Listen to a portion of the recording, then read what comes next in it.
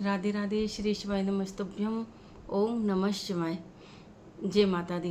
देखो, कल हमने माँ की थोड़ी सी कथा सुनाई थी देवी भागवत पुराण की, कि किस तरह जगत जननी मैया की कृपा दृष्टि से हमारा कल्याण हो सकता है, और किस तरह मैया की हमने महिमा सुनाई थी, आप सब ने सुनी होगी। तो अभी मैंने कहा चलो चाहे भले ही 10 मिनट सुना देती हूँ, क्योंकि बहुत इसका हम वर्णन नहीं कर सकते। कि कथा भले ही कुछ कुछ समझ में आती है, कुछ कुछ नहीं भी आए, लेकिन सुनने मात्र से बहुत कल्याण हो जाता है। तो शुरू करते हैं कथा। सूत जी के द्वारा ऋषियों के प्रति श्रीमद् देवी भागवत के श्रवण की महिमा का कथन।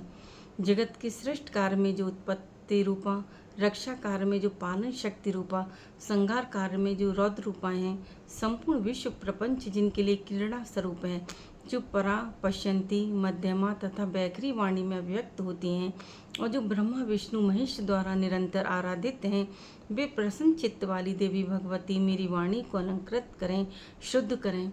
देखो, सबसे पहले तो वाणी शुद्ध पवित्र होनी चाहिए, तभी कथा कहनी भी चाहिए और सुननी भी चाहिए। मन अंतःकरण पवित्र होता है, और मन वाणी पवित्र होती है, तभी कथा का और ज़्यादा प्रभाव होता है। तो माँ भगवती की तो ब्रह्मा विष्णु महेश भी उनके चरणों की आराधना करते हैं।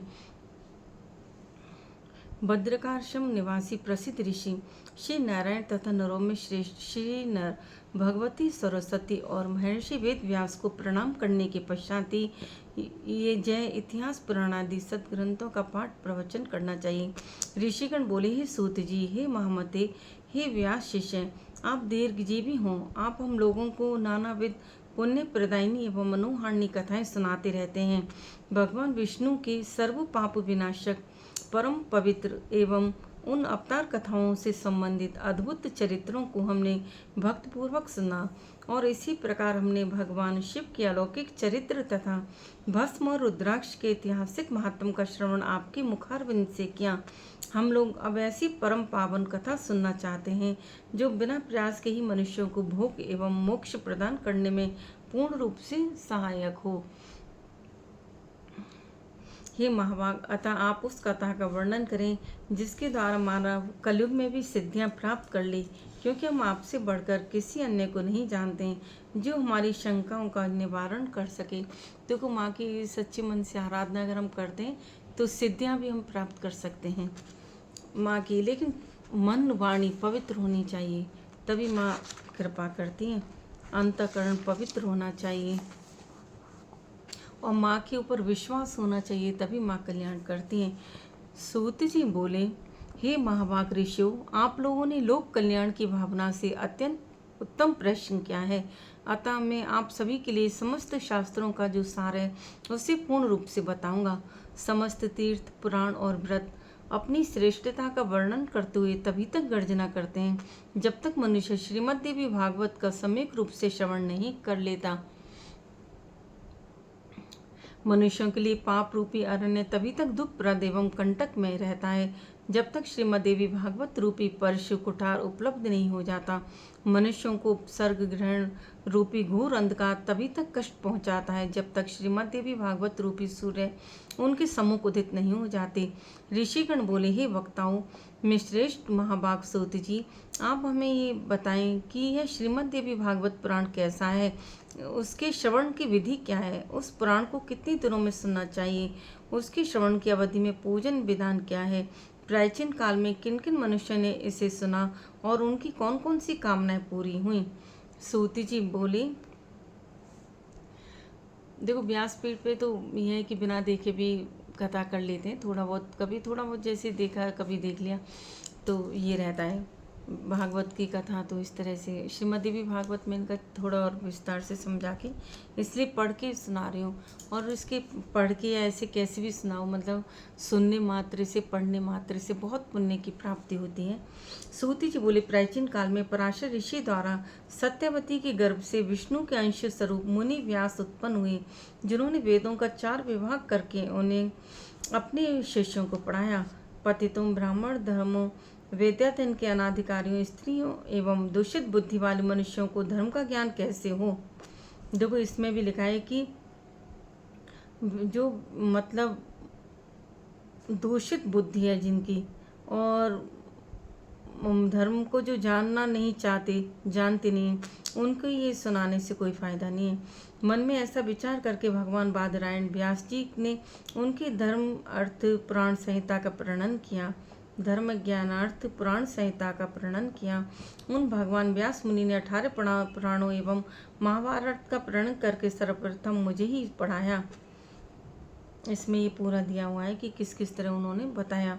उन पुराणों में श्रीमद् देवी भागवत पुराण भोग एवं मोक्ष को देने वाला है। व्यास जी ने राजा जन्मेजय को यह पुराण स्वयं सुनाया था। भोग और मोक्ष, भोग से मतलब सांसारिक वस्तुएं, और मोक्ष से मतलब कि जब कोई अपने अंदर कामना न रह जाए और भगवान के चरणों में जब हम पूरी तरह समर्पित हो जाते हैं, पुनः फिर इस धरती पर जन्म लेने की जरूरत नहीं पड़ती।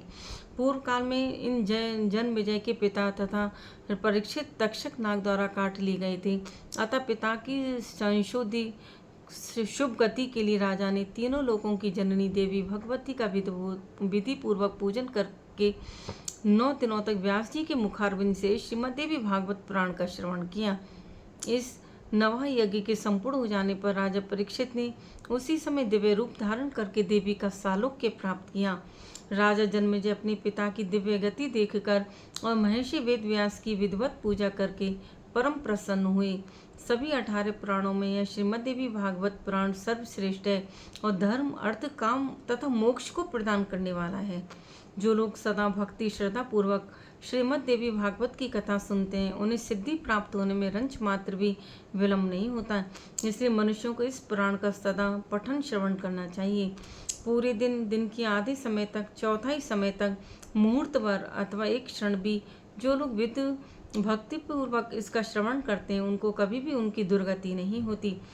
मनुष्य सभी यज्ञों, तीर्थों तथा दान आदि शुभ कर्मों का जो फल प्राप्त करता है, वही फल उसे केवल एक बार श्रीमद् देवी भागवत पुराण के श्रवण से प्राप्त हो जाता है।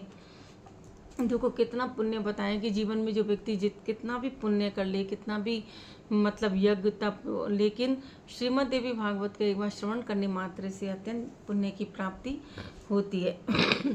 सॉरी। मनुष्य सभी यज्ञों, तीर्थों तथा दान आदि शुभ कर्मों का जो फल प्राप्त करता है, वही फल उसे केवल एक बार श्रीमद् देवी भागवत पुराण के श्रवण से प्राप्त हो जाता है। सत्युग आदि युगों में तो अनेक प्रकार के धर्मों का विधान था, किंतु कलयुग में पुराण श्रवण के अतिरिक्त मनुष्यों के लिए अन्य कोई सरल धर्म भेद नहीं है। कलयुग में धर्म एवं सदाचार से रहित तथा अल्प आयु वाले मनुष्यों के कल्याणार्थम महर्षि वेद व्यास ने अमृत समय श्रीमद् देवी भागवत नामक पुराण की रचना की। अमृत के पान से तो केवल एक ही मनुष्य अजर अमर होता है, किंतु भगवती का कथा रूप अमृत संपूर्ण कुल को ही अजर अमर बना देता है।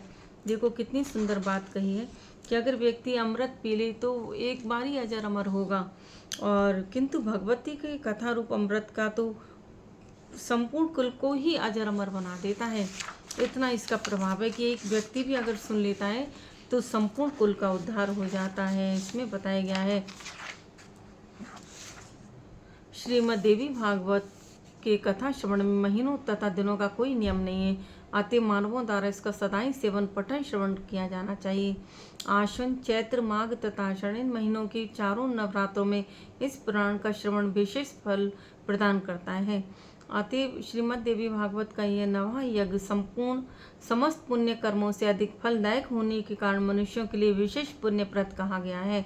जो कलुषित हृदय वाले, पापी, मूर्ख, मित्र द्रोही, वेदों की निंदा करने वाले, हिंसा में रत और नास्तिक मार्ग का अनुसरण करने वाले मनुष्य हैं, वे भी कलयुग में इस नवा यज्ञ के अनुष्ठान से पवित्र हो जाते हैं। देखो जो जिनका हृदय कलुषित है ना, जो बुरा सोचता रहता है, पापी या मूर्ख है, मित्र द्रोही है और वेदों की निंदा करने वाला है, अगर वो भी 9 दिन तक देवी माता का ये मातम सुन लेता है तो वह भी पवित्र हो जाता है। जो मनुष्य दूसरों के धन तथा के लिए लालयित रहते हैं, पाप के बोझ से दबे रहते हैं, जो गौ ब्राह्मण देवताओं की भक्ति से रहित हैं, वे भी इस नवा यज्ञ से शुद्ध हो जाते हैं।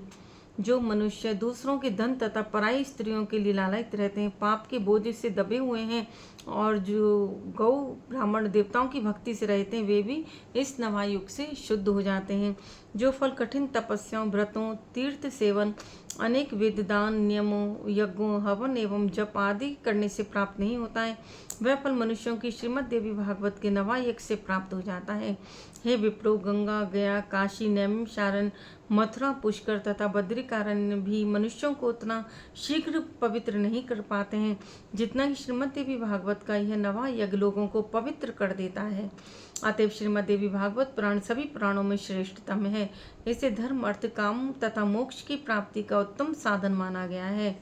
जो आश्विन महीने के शुक्ल पक्ष में सूर्य की कन्या राशि में पहुंचने पर महाअष्टमी तिथि को स्वर्ण सिंहासन पर स्थित देवी के प्रीतप्रद और श्रीमद् देवी भागवत ग्रंथ का पूजन करके उसे किसी योग्य ब्राह्मण को श्रद्धापूर्वक देता है, वह देवी के परम पद को प्राप्त होता है। जो प्रतिदिन श्रीमद् देवी भागवत पुराण के एक अथवा आधे श्लोक का भी भक्तिपूर्वक पाठ करता है, वह जगदम्बा का कृपा पात्र हो जाता है। देखो अगर आधा श्लोक भी कोई पाठ कर लेता है, कोई नहीं कर पा रहा, तो हम जैसे 9 दिन मैंने सोचा है कि चाहे थोड़ा सा सुनाऊं तो कितना अधिक पुण्य की प्राप्ति होती है। तो जगदम्बा मैया का इसमें लिखा है कृपा पात्र हो जाता है।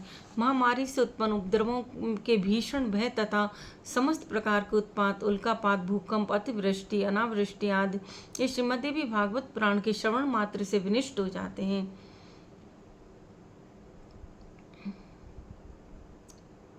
बाल ग्रहों स्कंद ग्रह, स्कंदापस्मार, शकुनी, रेवती, पूतना, अंधपूतना, शीत पूतना, मुखमंडिका और नैगमेश तथा भूत प्रेत आदि से उत्पन्न भय इस श्रीमद् देवी भागवत पुराण के श्रवण से बहुत दूर भाग जाते हैं।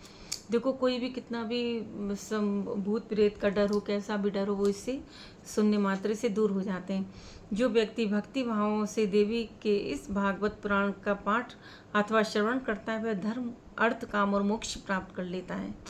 कितनी महिमा है, मतलब शब्द ही नहीं है मेरे पास। तो इस श्रीमद् देवी भागवत पुराण के श्रवण से वसुदेव जी प्रसन्न को खोजने के लिए गए हुए और बहुत समय तक न लौटे हुए अपने प्रिय पुत्र श्री कृष्ण को प्राप्त करके प्रसन्न हुए। जो मनुष्य भक्तपूर्वक इस श्रीमद् देवी भागवत पुराण की कथा को पढ़ता है अथवा श्रवण करता है, वह भोग तथा मोक्ष दोनों प्राप्त कर लेता है। अमृत स्वरूप इस श्रीमद् देवी भागवत के श्रवण से पुत्रहीन मनुष्य पुत्रवान हो जाता है, दरिद्र व्यक्ति धन से संपन्न हो जाता है तथा रोगग्रस्त व्यक्ति मनुष्य रोग से मुक्त हो जाता है।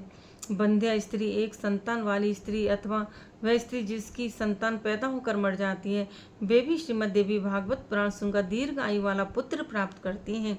जिस घर में नित्य श्रीमद् देवी भागवत पुराण का पूजन किया जाता है, वह घर तीर्थ स्वरूप हो जाता है तथा उसमें निवास करने वाले लोगों के पापों का नाश हो जाता है। जो मनुष्य अष्टमी, नवमी तथा चतुर्दशी तिथियों को श्रद्धा पूर्वक इसे पढ़ता या सुनता है, वह परम सिद्धि को प्राप्त करता है। बोलो श्रीमद् देवी भागवत महापुराण की जय। जय जय माता, जय माता दी, जय जय माता दी। और फिर कल सुनाएंगे। अब टाइम बहुत हो गया, 11:25 हो गए।